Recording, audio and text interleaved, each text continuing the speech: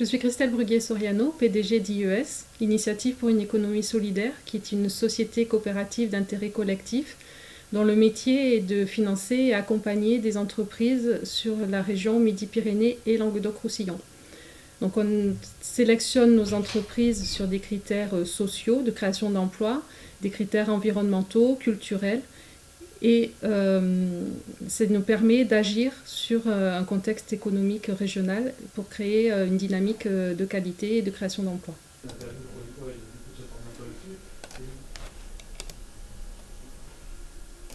Je m'appelle Karine Blanc, je suis déléguée générale de la SIC IES, Initiative pour une économie solidaire. J'ai fait le choix de travailler dans l'ESS et plus particulièrement dans la finance solidaire pour être dans l'économie réelle, en local, pouvoir accompagner des projets de proximité, de territoire, avec une utilité sociale et sociétale qui modifie un peu les modèles que l'on peut connaître classiquement. J'ai fait le choix aussi d'une coopérative, puisqu'une coopérative permet d'intégrer plusieurs parties prenantes, les salariés dans la gouvernance, mais aussi des citoyens qui s'impliquent bénévolement et des collectivités ou d'autres partenaires. Ce qui me plaît à IES, c'est que ça nous donne les moyens d'agir sur un contexte économique régional avec un collectif de coopérateurs qui est aussi très enrichissant. Je suis Émilie Maslow, je gère un dispositif qui s'appelle Catalyst, qui est un incubateur d'innovation sociale. Nous accompagnons des porteurs de projets depuis le stade de l'idée jusqu'au lancement de leur entreprise. Catalyst, c'est une plateforme d'acteurs, parmi lesquels IES, avec qui nous travaillons dès en amont dans le suivi des porteurs de projets, dans le montage financier de leurs projets. C'est quelque chose qui est très important pour nous d'avoir pu unir ces compétences, ces différents acteurs au service des projets. Ça permet de fluidifier le parcours global du porteur de projet. Et il y a des exemples où au moment où l'entreprise se crée, où on fait des demandes de financement, d'avoir eu cette relation privilégiée, notamment avec IES en amont, ça permet de vraiment faciliter la relation et le montage des projets. Je m'appelle Hervé Delru et je suis bénévole à IES. Je m'occupe de la vie de la coopérative et du fonctionnement interne. J'ai une expérience d'usine, je suis ingénieur et j'ai été à la direction d'usine. Dans cette expérience, j'ai connu une économie qui a évolué vers une gestion de plus en plus, je crois, déshumanisée. Et j'ai trouvé ça à la fois regrettable, injuste et même insensé.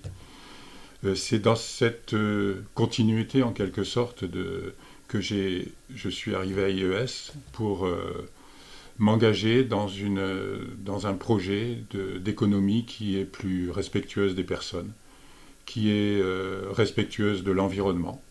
Voilà, j'ai trouvé dans IES ce moyen de financer des projets, de financer des entreprises, mais avec une finance qui sert l'économie.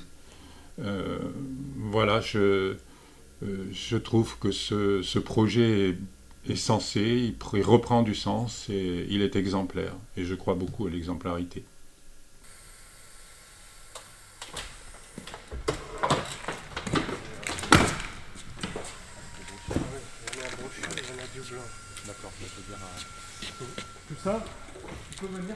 Mathieu Poupon, je suis gérant de la coopérative Green Bureau qui propose une prestation de mise en place du tri sélectif et de collecte de déchets valorisables dans les entreprises, essentiellement papier-carton. Ça nous permet d'éviter l'incinération de ces déchets pour les amener sur des filières de recyclage, tout en créant des emplois qui sont des emplois locaux et qui sont pourvus par des personnes qui ont des difficultés d'accès à l'emploi. On a démarré en 2008 et c'est à ce moment-là qu'on a rencontré IES sur deux points principaux. Le premier, c'était un besoin d'investissement pour l'achat de nos premiers camions pour réaliser les prestations. Et IES est rentré dans le capital et nous a apporté du compte courant d'associés. Il nous a permis donc, entre autres, de réaliser ces premiers investissements. Et la deuxième plus-value d'IES, c'est qu'il y avait un accompagnement. Donc une fois par mois, des accompagnateurs d'IES venaient faire le point avec nous sur l'activité. Donc évidemment sur l'évolution du chiffre d'affaires, de la clientèle et de l'activité elle-même, mais également sur la plus-value sociale et environnementale de notre activité. Et c'est le seul moment quand on démarre une création d'entreprise où on peut sortir la tête de l'eau et rendre des comptes à un associé extérieur de l'entreprise. Je m'appelle Marie-Christine Ponce, je suis de la région Midi-Pyrénées et je suis élue conseillère régionale à la région Midi-Pyrénées en charge de l'économie sociale et solidaire.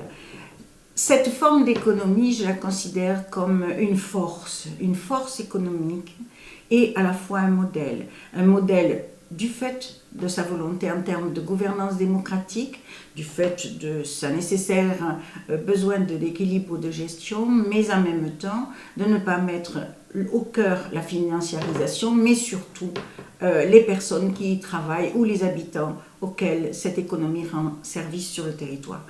De mon point de vue, cette économie qui est aujourd'hui soutenue par les collectivités ne l'est pas suffisamment.